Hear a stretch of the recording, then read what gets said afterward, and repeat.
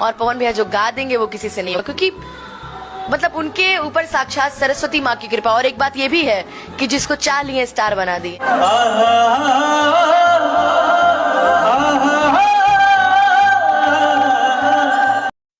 दोस्तों, भोजपुरिया किंग पवन सिंह, जी हाँ, जिसको पावर स्टार पवन सिंह के नाम से लोग जानते हैं। जी हाँ, अपने आवाज़ को लेकर सबको दिल पे राज करता है। जी हाँ, उसी को तो पावर स्टार पवन सिंह कहा जाता है। जी हाँ, आप लोगों ने पुदीना गाना सुना ही होगा, जिसको अनुपमा यादव एंड पवन सिंह दोनों मिलके गाया था।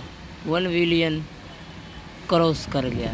जी हाँ, तो पावर स्टार पवन सिंह उस लड़की को जो अनुपमा यादव है उनको सपोर्ट किया, तो आज के डेट में वो भी बड़े सिंगर हो गई है।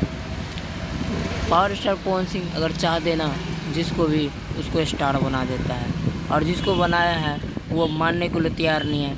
तो कौन है वो, आप कमेंट करके हमें बताएं। फिर मिलते हैं दूसरे वीडियो में, तब तक के लिए बाय।